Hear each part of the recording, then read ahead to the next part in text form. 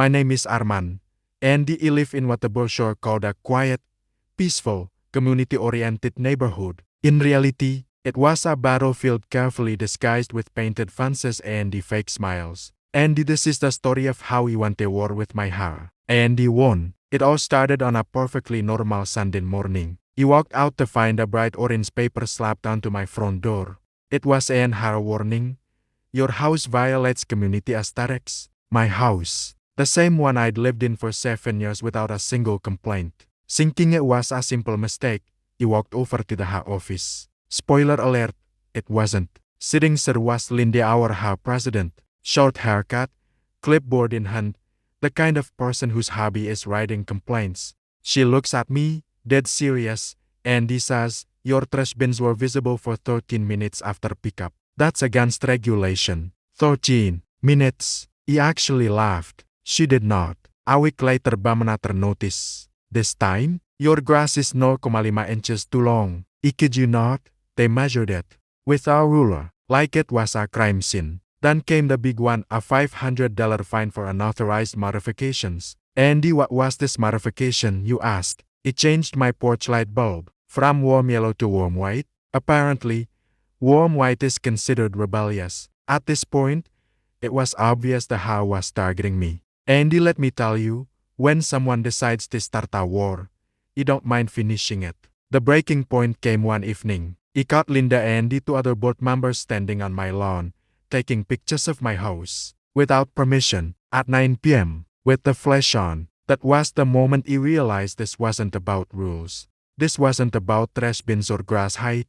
This was a personal agenda. And they thought I would just pay the fines, stay quiet, and follow their orders. They were wrong. I started collecting everything. Pictures, emails, notice dates. I even got video of how board members breaking the exact same rules they were fining me for. Turns out, Linda's trash bins were out for 3 hours every single pickup day. The vice president's lawn was so patchy it could qualify as a wildlife reserve. And the treasurer's house, it was painted in a color that was definitely not on the approved hair palette. Oh, and the best part, I discovered they never filed several legally required documents for their own meetings. Let's just say I had enough evidence to start my own Netflix documentary. Then came the quarterly HOA meeting. The room was packed with neighbors. Linda was sitting at the front, ready to address homeowner behavior. She had no more idea what was coming. I raised my hand. She rolled her eyes. I walked to the front of the room, plugged in a USB drive,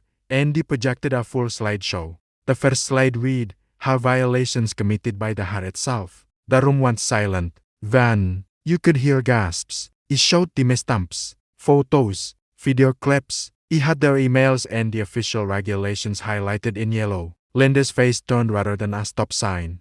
Then he ended with the line that sealed the deal. "If you continue targeting me, you will submit all of this to the State HOA Compliance Board and the county attorney." Suddenly, the entire mood of the room shifted. Neighbors who had been scared for years started clapping. Someone in the back shouted, "Finally!" The next morning, he received an email. All fines waived. Notices withdrawn. The HOA apologizes for any inconvenience. Inconvenience? Sure, Linda. A week later, she stepped down as HOA president due to personal reasons. The board was completely restructured. They even put new, fairer rules in place. And guess what? They asked me to join the board. I politely declined. I don't need that kind of drama in my life. But now, whenever I take out my trash bins, whenever I mow my lawn, whenever I change a light bulb, the HOA doesn't say a word. Not a whisper, not a warning, nothing. Because they know I'm the homeowner who fought back. So if anyone from your HOA ever thinks about messing with you, just remember this story. Sometimes the best revenge is simply knowing the rules better than the people enforcing them. Thanks for watching. And if you have your own HOA horror story, drop it in the comments below. Don't forget to like and subscribe for more.